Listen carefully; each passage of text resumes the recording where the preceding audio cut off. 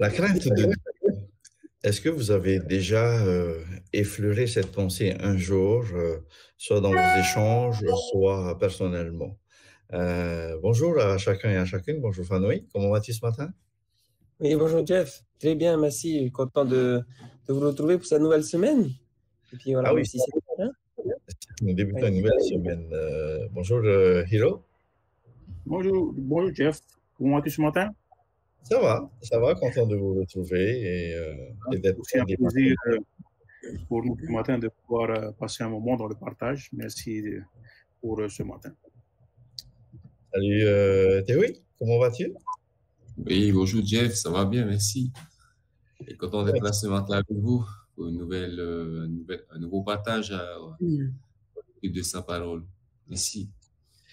Bonjour aussi à Malna, qui est de l'autre côté de la toile, qui ne nous voit pas, mais qui est un maillon essentiel pour la réalisation de notre petit programme de ce matin. Et, chers amis, à ceux et celles qui nous écoutent, nous sommes heureux et ravis de passer ce moment avec vous autour de la parole de Dieu. Nous espérons que vous pouvez vous connecter d'une manière ou d'une autre. Et nous sommes désolés des soucis techniques qu'il pourrait y avoir ce matin par le biais de nos liens habituels. Alors, sans plus tarder, j'aimerais inviter notre ami Fanoui à nous unir dans la prière pour débuter notre discussion. Oui, prions. Seigneur notre Dieu, notre Père, toi qui as tout créé, notre Créateur, celui qui nous donne la vie, celui qui a tout fait pour que nous soyons heureux. Père, nous venons avec toi, avec humilité, pour te demander ton Saint-Esprit sur chacun de nous, afin que nous puissions être des instruments encore ce matin pour partager ton amour, partager, Seigneur, ta parole. Merci, Seigneur, de bénir chacun de nous et toutes les personnes qui vont nous écouter, que ce soit au travers de la radio, que ce soit à la maison, sur Internet.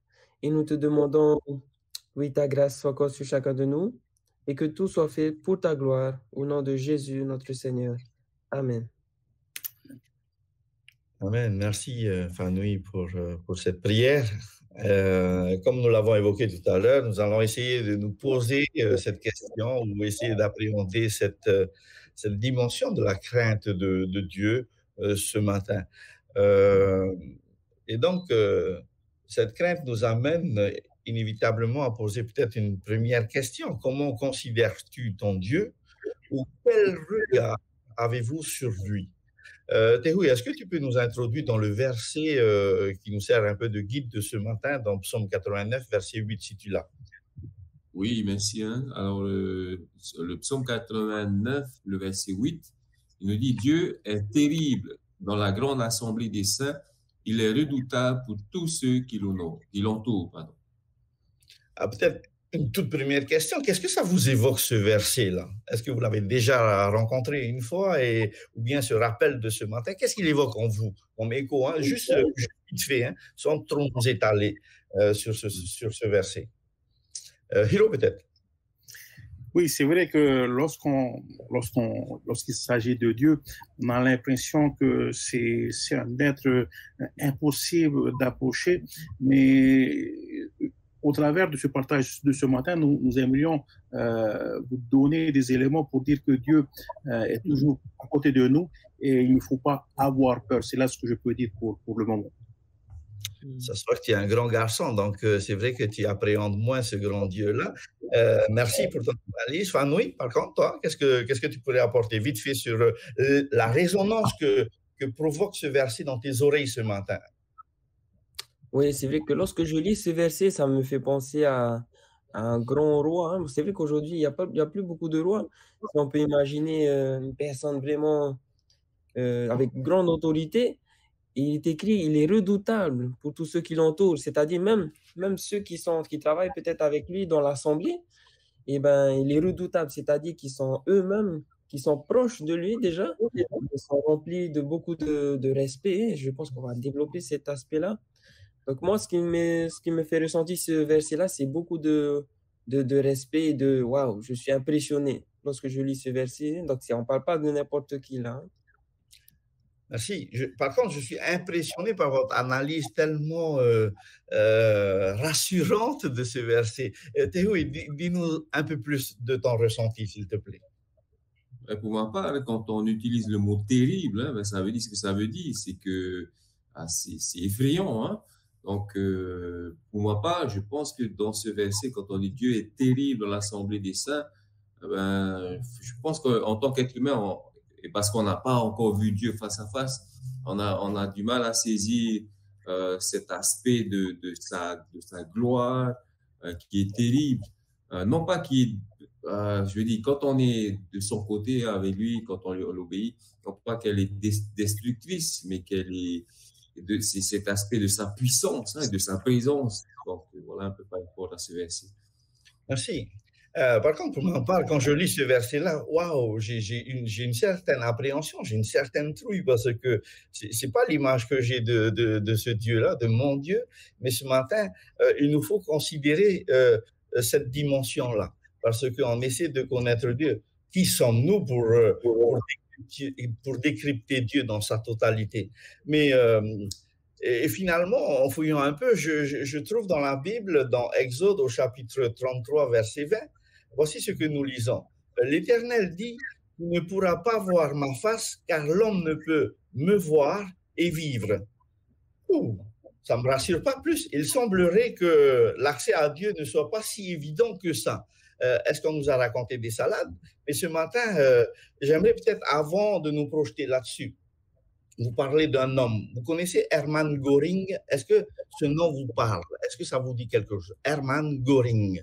Non? Non. C'est un Allemand, c'est un nazi, c'est un gradé. Il y a plus de 75 ans, il y a eu le procès de ceux qui ont été à l'origine de cette barbarie à travers Hitler et le nazisme. Et on lui pose la question, comment avez-vous convaincu le peuple allemand à accepter tout cela? Voici sa réponse. C'était facile, rien à voir avec le nazisme. Cela a un rapport avec la nature humaine.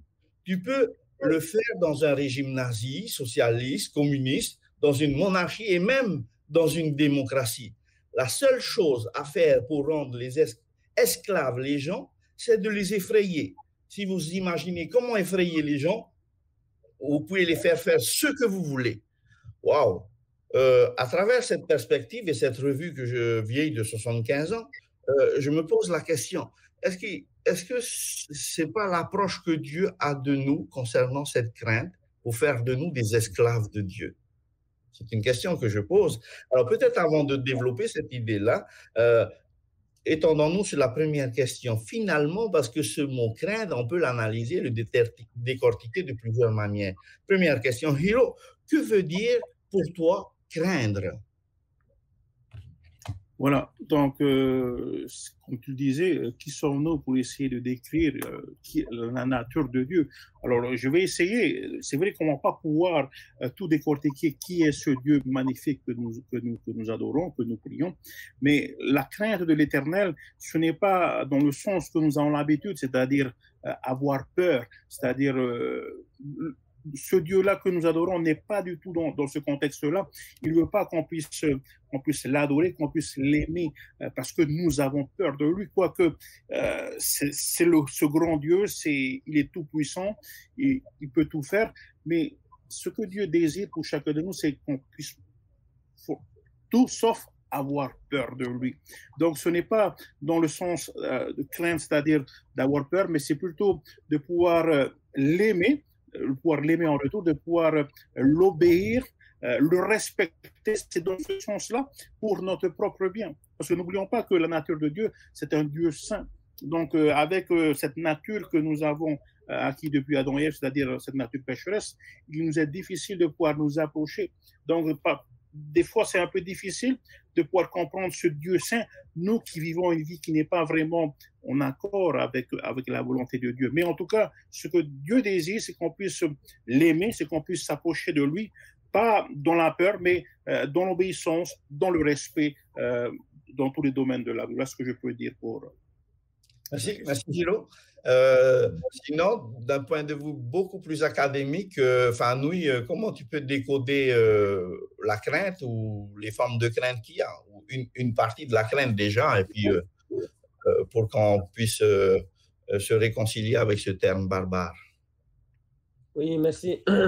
Non, je continuerai ce que Hiro disait dans le sens où il y a la crainte tout d'abord de celui de la peur. Hein. Par exemple, lorsqu'un chien, un gros chien est devant moi et en train d'aboyer, wow, et peut-être qu'il n'a pas de chaîne, voilà, c'est cette crainte qu'on peut avoir de qu'est-ce qu'il va me faire, est-ce qu'il va me mordre, voilà, il va sauter sur moi. Donc il y a cette crainte-là, mais aussi la crainte, par exemple, lorsqu'on est en face, par exemple, du maire ou du président du pays. Voilà, on ne va pas s'adresser à lui comme si c'est « Hey, mon pote, hein? » Oui, voilà, ou c'est « Mon frère, hein? » Bon, il y en a qui le font, mais bon. En tout cas, voilà, je pense que la majorité des personnes hein, ont ce sentiment de, voilà, tu ne t'adresses pas à n'importe qui, monsieur le maire, monsieur le président. Donc, voilà, on va dire, c'est le respect qu'on peut avoir envers certaines personnes. Et nous avons vu la semaine dernière que ce respect, ben, ça commence déjà dans le foyer. Hein. Voilà, c'est ce que je peux dire pour ta question, Jeff. Hein?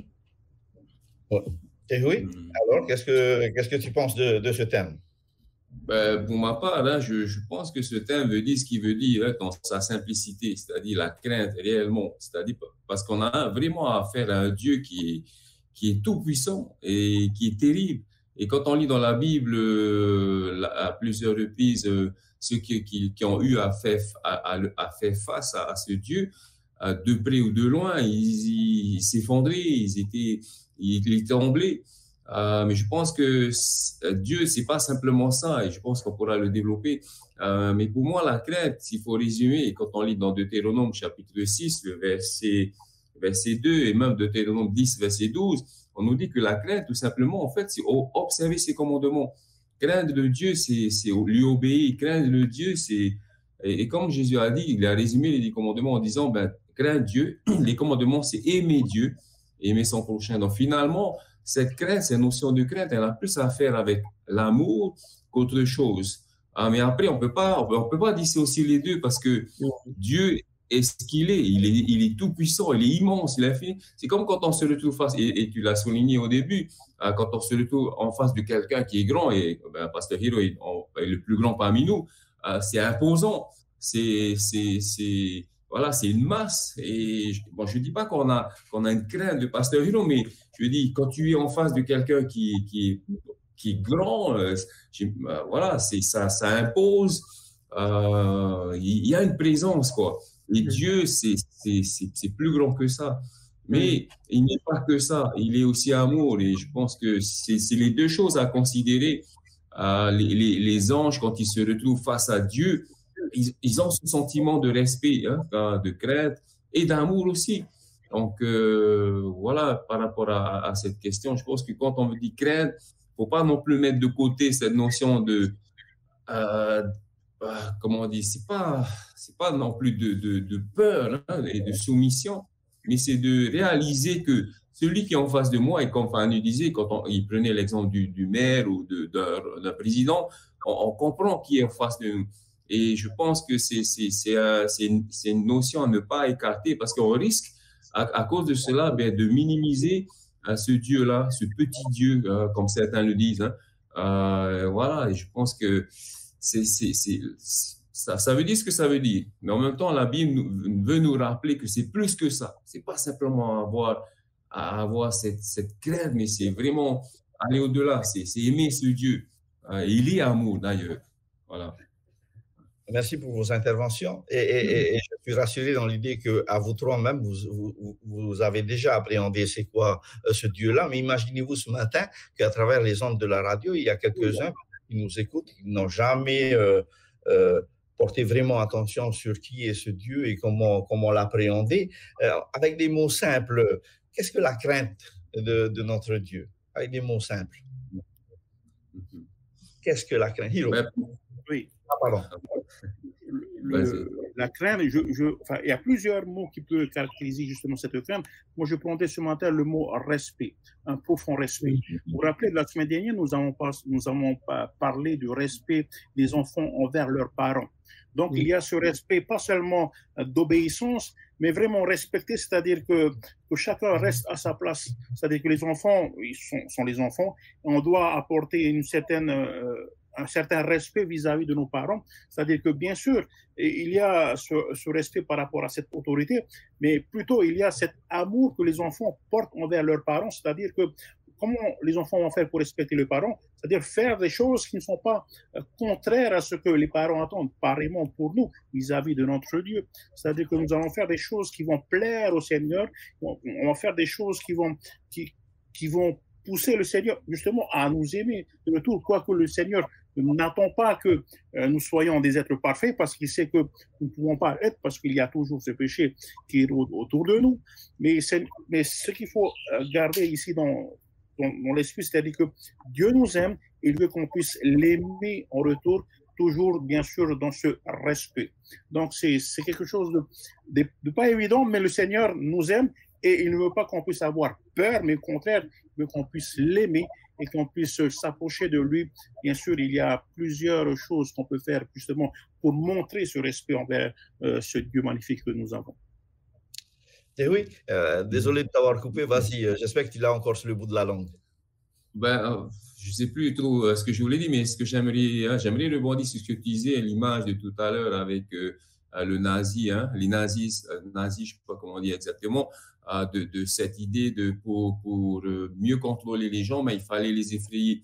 Je pense que dans le cas de Dieu, ce n'est pas son intention, c'est-à-dire il est ce qu'il est. Il est Dieu, il est terrible, il est grand, mais aussi il a un amour immense. Et il l'a démontré en venant comme un petit enfant. Il a retiré cette gloire un peu qui effrayait pour vraiment venir montrer qu'il est. C'est vraiment quelqu'un où c'est terrible à dire.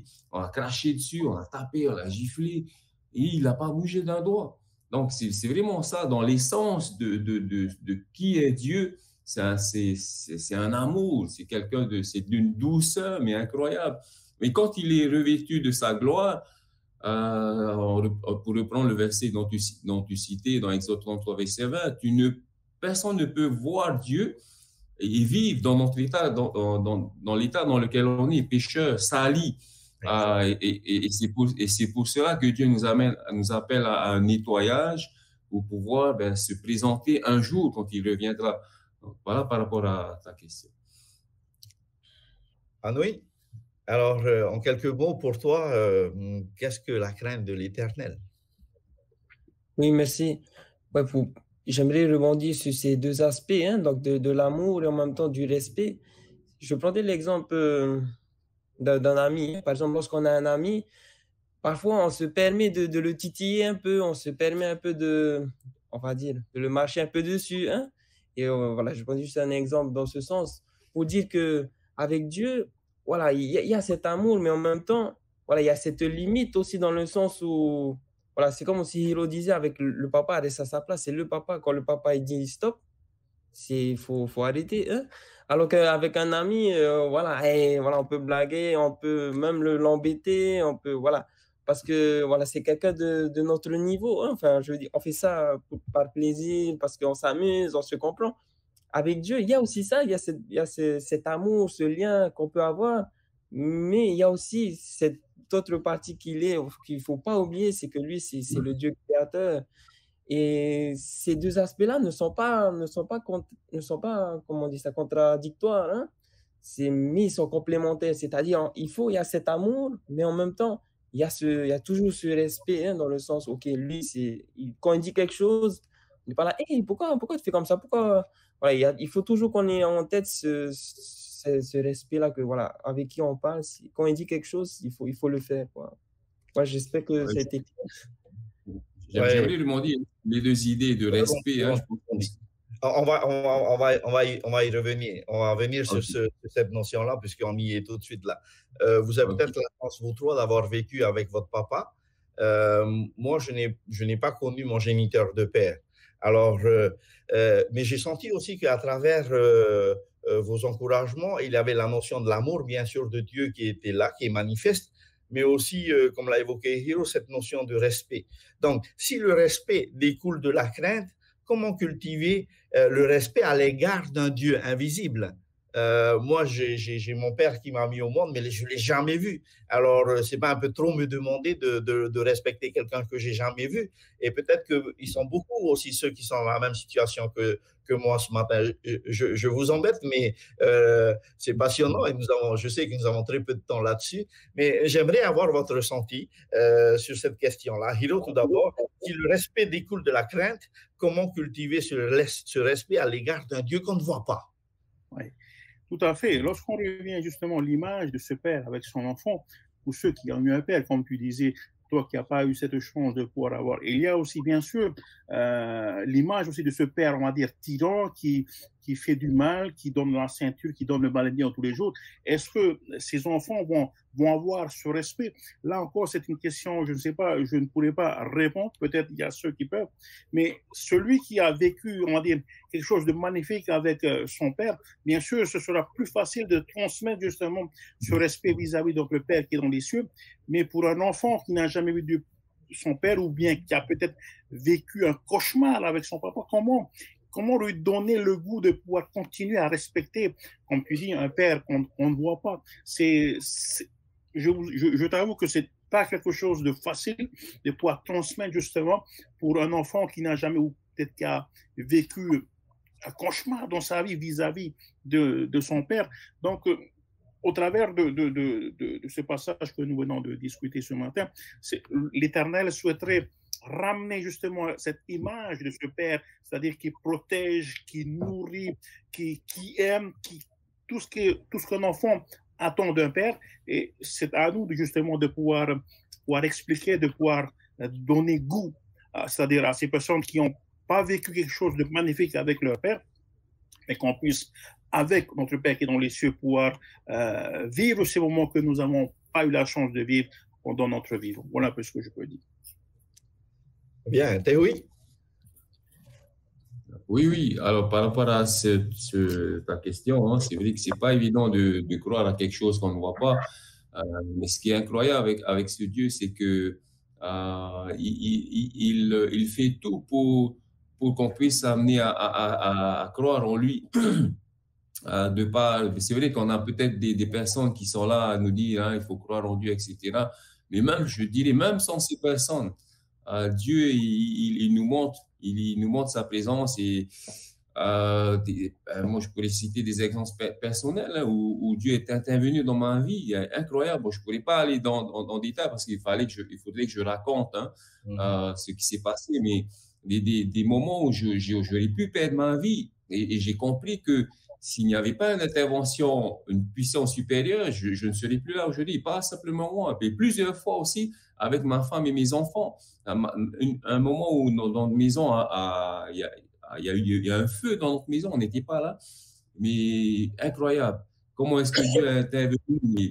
Voilà, j'aimerais vous raconter, mais c'est pour dire que pour ceux qui peut-être qui ont encore des doutes, je vous mets au défi de demander à Dieu. Si encore aujourd'hui vous avez des doutes concernant ce Dieu, demandez-lui, il va vous révéler, je ne sais pas comment, parce qu'à vous, à toi, il a une manière de te parler. Il sait exactement comment te parler.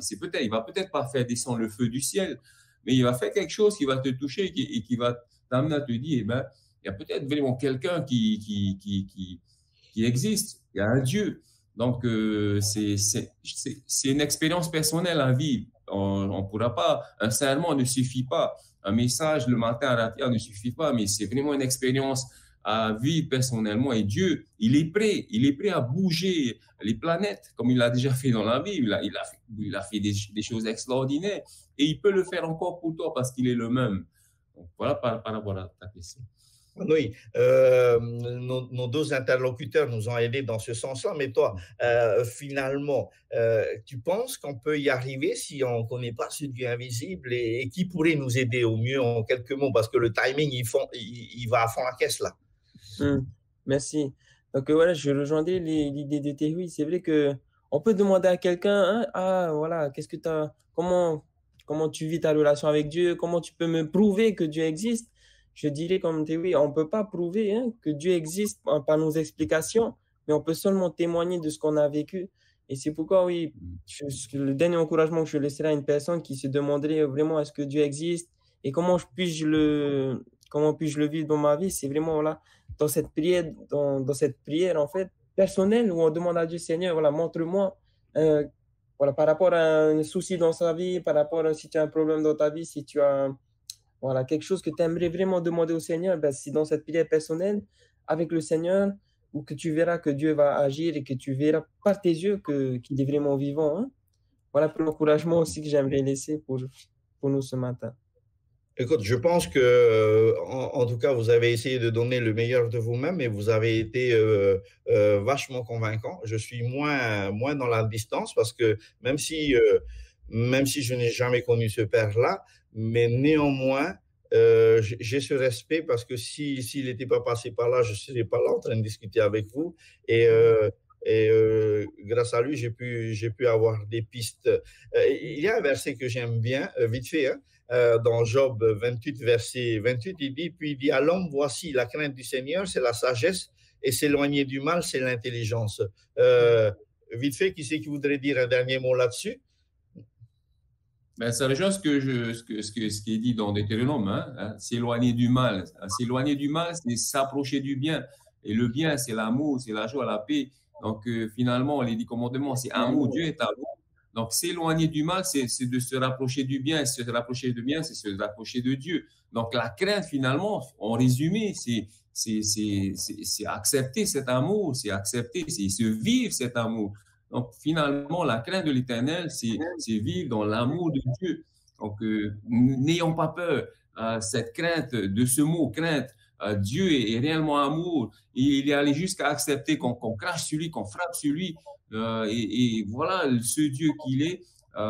Peut-être certainement, il a sa puissance et c'est ce qu'il est, on ne pourra pas le changer. Mais avec tout ça, cette puissance, ça devrait nous rassurer parce que si Dieu est pour nous, qui sera contre nous? Donc, si on a cette puissance avec nous, eh ben, on peut t'assurer que on peut garder cette paix en nous parce que nous avons cette puissance, ce Dieu qui est puissant avec nous et ce Dieu qui est aussi amour. Merci à chacun et à chacune. En tout cas, par rapport à notre verset de ce matin, Dieu est terrible dans la grande assemblée des saints, nous amène à comprendre ce Dieu qui est terrible, non pas vis-à-vis de nos erreurs, mais il est terrible vis-à-vis du péché, des conséquences, parce que c'est ce péché-là qui va nous éloigner complètement de l'amour de notre Dieu. Et c'est dans cette mesure-là qu'il nous appelle à la sainteté. En conclusion, une grande dame a dit, un profond sentiment de révérence doit caractériser tous ceux qui entrent en la présence du Très-Haut. Au nom de Jésus, nous pouvons nous approcher de Dieu avec assurance et crainte, et cette crainte qui est celle qui est respectueuse. Et dans Psaume 111, versets 9 à 10, on nous dit, il a envoyé la délivrance à son peuple. Il a établi pour toujours son alliance. Son nom est saint et redoutable. La crainte de l'Éternel est le commencement de la sagesse. Tous ceux qui l'observent ont une raison saine. Sa gloire subsiste à jamais. Vous voyez, on n'a pas tout dit, comme l'a dit Hiro tout à l'heure, mais on vous propose des pistes de ce matin pour vous aider à aller un peu plus loin dans cette réflexion d'au-delà d'une demi-heure. En tout cas, nous avons été ravis de partager cet instant avec vous. Nous allons terminer par la prière de notre ami Hiro. Prions Dieu.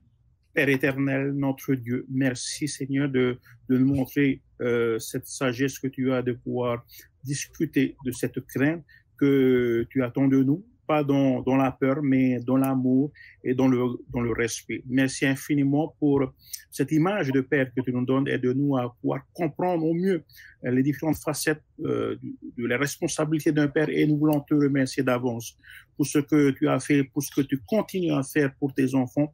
Merci infiniment pour ta présence dans notre vie. Accorde-nous ta protection tout au long de cette nouvelle journée pour ceux qui nous écoutent et qu'on puisse être toujours heureux de pouvoir te respecter, de pouvoir chercher à faire ta volonté et à ne faire que ta volonté. Bénis chacun de nous, c'est notre prière que nous demandons au nom de Jésus. Amen.